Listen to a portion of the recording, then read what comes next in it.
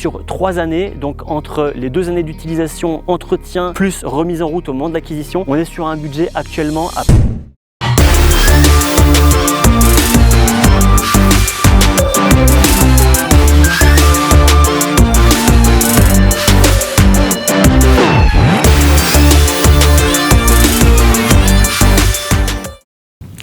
Chers amis épicuriens passionnés, vous voyez la chaîne des Aravistes avec la Gumpert Apollo qu'on a récemment récupéré durant notre dernier Epicurian Day. Vous étiez notamment nombreux à nous avoir rejoints pour une journée absolument magnifique. Donc merci encore à tous les participants. Merci au garage Milancourt. L'auto est restée 5 mois chez eux en hivernage, entretien. Ça a été l'occasion de faire justement pas mal de petits changements au niveau des fluides et des choses relativement basiques. Et aussi changement de pièces, des fois parfois un peu plus techniques. Il y a eu pas mal de questions à ce sujet au fil du coup de ces 2 dernières années, puisque mine de rien, ça fait 2 ans maintenant que j'ai la chance de pouvoir rouler l'auto. On en est à peu près à 7000 km au volant d'expérience, d'aventure avec le véhicule, ce qui fait que je commence à avoir suffisamment de matière pour pouvoir notamment en parler. Et je trouvais, notamment par rapport à vos questionnements, que c'était un sujet de vidéo peut-être assez intéressant pour vous justement répondre un petit peu à toutes ces interrogations que vous pouviez avoir sur est-ce que cette auto, elle est facile à rouler, est-ce qu'à entretenir c'est compliqué, est-ce que la disponibilité des pièces c'est quelque chose qui peut être rédhibitoire quand on envisage d'acheter ce genre de véhicule.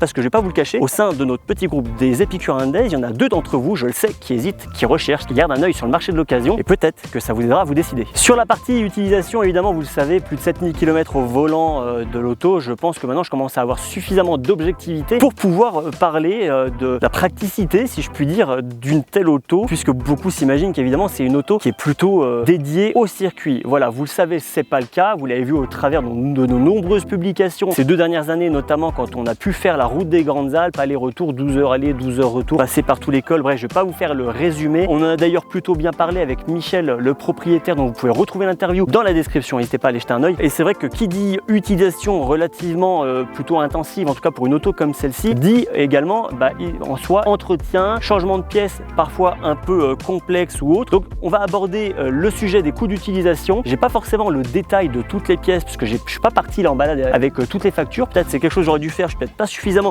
aguerri professionnellement parlant en tant que futur gros influenceur automobile. Moi je suis plutôt dans l'utilisation, dans le vif du sujet pur et dur en termes de sensations, d'émotions. C'est pour ça qu'on aime bien le thème lié à l'épicurisme. Mais j'ai quand même en tête les tarifs de certaines pièces qui peut donner un ordre d'idée. Et je pense que le tarif le plus parlant, puisque ça reste comme une hypercar, donc en termes de coût d'utilisation, on peut imaginer que c'est des coûts qui sont à la hauteur d'autres hypercars de même gamme, même catégorie, ce qui n'est pas le cas. Niveau pièces, du coup un peu techniques qui ont été échangées, vous savez, on avait abordé le sujet avec le réservoir et c'était dans l'interview avec David Milancourt. On avait été plutôt surpris des coûts, des délais, surtout des délais, je vais pas vous mentir parce que les coûts je l'ai plus forcément en tête, même si je me souviens que c'était quand même relativement raisonnable pour une auto comme celle-ci. C'est surtout qu'entre le moment où l'usine a été informée et la livraison de la pièce, c'est écoulé à peu près 3 semaines, ce qui est plutôt, voilà, avec l'installation, donc démontage, remontage de l'élément, on est sur à peu près grosso modo de petits 2 mois, ce qui est, je trouve, comparé à certaines marques génériques, très raisonnable. Là, cet hiver, l'embrayage a été fait. Alors ça, c'était la pièce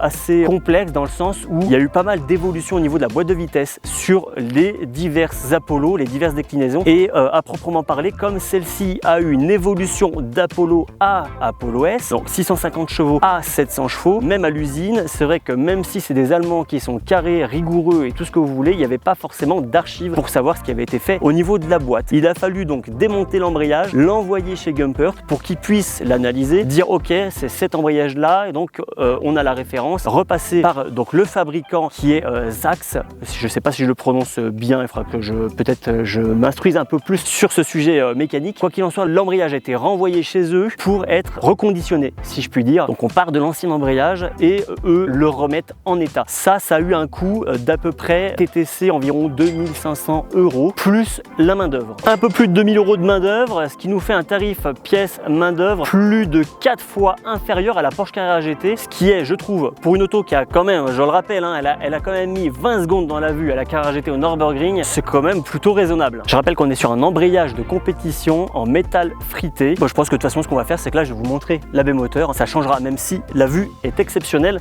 Le V8 est pas mal non plus. Voilà, le cœur de la bête pour ceux qui ne l'avaient pas encore découvert, soit sur l'un de nos événements, soit déjà en vidéo, le fameux V8 biturbo originaire Audi RS6 C5 qui a été complètement revu. Donc alors là aussi, je vais faire une parenthèse, souvent ça revient, oui, Gumpert, c'est un V8 biturbo préparé par MTM. Non, MTM ont été impliqués dès le début du projet, mais ont fini par se retirer. D'un commun accord ou pas, je ne sais pas. Ce qui est certain, c'est que le motoriste a été changé en cours de projet et toutes les versions civiles de route, donc je crois qu'il n'y a que les 2 premiers prototypes et les maquettes qui étaient badgées MTM ou préparées par MTM, mais en tout cas là c'est pas le cas du tout. Niveau entretien, du coup, cet hiver il y a d'autres petites choses qui ont été faites comme les bobines, donc évidemment 8 bobines sur l'auto, les bougies ont été changées également, des petites choses aussi ont été reprises. On avait quelques petites faiblesses au niveau, donc des malfonctions au niveau de la serrure de coffre qui est électronique, qui commençait parfois un peu à déconner. Alors déjà on peut pas mettre grand chose dans le coffre quand on part en week-end ou en road trip, alors si en plus on peut pas l'ouvrir pour récupérer ce qu'il y a dedans, c'est dramatique, je vous garantis. On a le boîtier de climatisation qui avait été changé suite à la remise en route, qui était retombé en panne, donc pris sous garantie, changé, et ça c'est plutôt rassurant de savoir qu'on va passer l'été avec de la climatisation. Et au niveau des pièces changées, des coups, enfin au niveau des entretiens faits récemment, c'est à peu près tout. Petite mention spéciale pour Carbone Extrême qui nous a refait les éléments de pare-choc qui avaient été limés sur des appuis parfois un peu trop optimistes. Voilà, donc merci beaucoup Stéphane, on vous met un lien et notamment aussi son logo, n'hésitez pas à aller voir si vous avez des pièces carbone à faire refaire sur vos véhicules ou si vous êtes tout simplement fan de composite comme c'est le cas pour moi. Vous allez voir, Stéphane fait parmi les plus belles autos au monde, hypercar, supercar, des GT exceptionnels et une qualité de travail qui n'a rien à envier à ce que sortent les constructeurs en neuf. Voilà, ça c'était la petite parenthèse. D'autres choses qui viendront, notamment en discussion avec Stéphane, toujours de Carbone Extrême. Et entre temps aussi, je vous spoil pas, un projet très coloré, très épicurien. On va probablement transformer l'auto en une art car, j'en dis pas plus, spectacle pyrotechnique hyper coloré à venir, on vous fera une vidéo dédiée. Suite à ce projet art car, l'idée c'est que effectivement on va aller chercher des sponsors, j'en dis pas plus, mais véritablement au niveau, alors on le fait pas pour le buzz, les likes, etc. C'est déjà un projet qu'on estime suffisamment créatif pour le mettre en place. Le propriétaire dont on vous montrera la réaction, du moins au téléphone, à qui on a annoncé l'idée était extrêmement enjouée. Toutes les personnes avec lesquelles on a discuté ont trouvé l'idée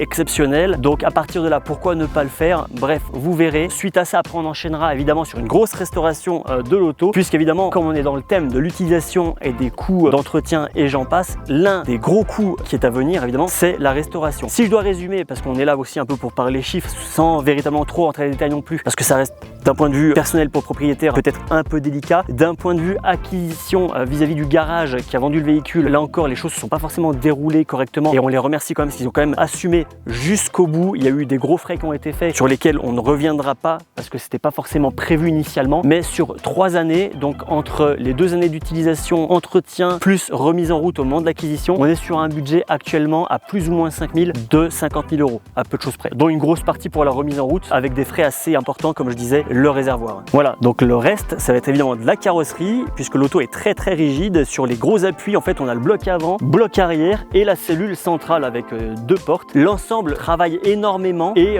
fait que les éléments qui sont quand même full carbone ont tendance à craqueler à certains endroits. Bon, c'est la vie d'une hypercar qui a été conçue pour les circuits, qui a été conçue pour aller taper des chronos, qui en soit plein de qualité, mais en termes justement de vieillissement sur la partie composite, forcément avec le temps il y a pas mal de petites choses à revoir. Alors c'est sûr que les Gumpert Apollo qui restent dans les garages, dans les collections privées ne souffrent pas de ce défaut là. Par contre les autres Gumpers qu'on a pu voir qui ont quand même un minimum de kilomètres, qui sont utilisés dans les bonnes conditions, parfois qui ont une belle vie, belle historique de pilotage au Nürburgring, on peut retrouver souvent, et là c'est le cas notamment là sur l'aile avant, on a une petite fissure ici, c'est une fissure que j'ai retrouvée exactement au même endroit sur d'autres Apollo. Ce qui est plutôt étonnant, je pense que ça doit être dû peut-être à la conception du bloc dans le moule. Donc voilà, bref, après on va voir la partie intérieure dans laquelle je vais aller m'installer et dont on va parler. Voilà, à bord de mon intérieur préféré et favori. Non, je rigole, c'est pas vrai. On peut pas égaler une Pagani, clairement les amis. Mais je suis ravi en tout cas d'être de nouveau de retour à bord de cette Gumpert Apollo. Certains d'entre vous le savent, la partie vraiment sellerie habitable, ça a été pendant plus de 20 ans mon activité principale avec Sellery-Sim. Pour ceux qui ont connu, activité que j'ai stoppée pour raisons personnelles de santé. Donc voilà, là je me retrouve à bord de cette auto extraordinaire qui fait partie donc au terme de ce qu'on est en train de faire, de tourner. Tout ce qui est lié à nos Epicurian Days, à vos véhicules, vos interviews, etc. fait partie entre guillemets de ma reconversion actuelle. Mais ça ne veut pas dire pour autant que j'ai abandonné ce métier qui était un métier passion, de créativité, un peu artistique, puisque travailler le cuir, l'alcantara, etc., ça reste un plaisir pour moi qui est assez indescriptible. Et évidemment, cet intérieur est en train de vieillir assez fortement. L'alcantara a quand même pas mal bouloché, pas mal griffé. On sent qu'il y a beaucoup de choses à reprendre, à revoir. Et évidemment, ce sera, on va dire, un projet dans le cadre de la restauration de l'auto. J'en dis pas plus parce qu'on va passer, comme je disais, par de différentes phases, le projet Art Car et la restauration complète. Et la restauration complète, au départ, on était parti sur un changement de couleur. Mais le changement de couleur va aller beaucoup plus loin parce qu'on ne va pas s'arrêter là. Voilà. Pour le moment, j'en dis pas plus. On va avancer tranquillement, doucement, mais sûrement dans nos projets déjà de vidéos, de développement avec nos événements, notamment également avec nos sponsors et partenaires qui commencent à nous rejoindre. Et si vous voulez en être, n'hésitez pas à nous contacter. On a une place pour tout le monde et on serait ravis d'avoir vos supports. Et d'autre part, parce qu'on est engagé sur pas mal d'événements, notamment certains caritatifs dont on va vous parler dans une prochaine vidéo. Si au cours de vos visionnages, vous avez eu l'impression que cet épisode était un peu brouillon, c'est normal. Je vais pas vous cacher qu'en fait on a fait des rajouts de paroles et de propos, parce que malgré qu'on soit au pied de la chaîne des Aravis, complètement perdu dans la montagne, je m'attendais pas à ce qu'il y ait autant de circulation et autant de curieux qui s'arrêtent pour venir tailler le bout de gras avec nous. Alors oui, l'auto est exceptionnelle, mais je m'attendais pas à ce que les marcheurs et les fans de chamois viennent nous tenir la jambe aussi longtemps. Alors on est passé d'un soleil qui nous tapait sur la tête dès notre arrivée à là, je pense qu'on est à deux doigts de finir dans l'obscurité à la bougie. Donc c'était un peu compliqué. Peut-être que ça s'est ressenti sur mon sourire, sur mon moral, parce que vraiment ça a été très difficile cet épisode à tourner. Je pense que c'est peut-être le pire qu'on a eu à faire. Je souhaite déjà bon courage à Thomas qui est derrière la caméra pour le montage, parce que ça s'annonce être une véritable partie de plaisir.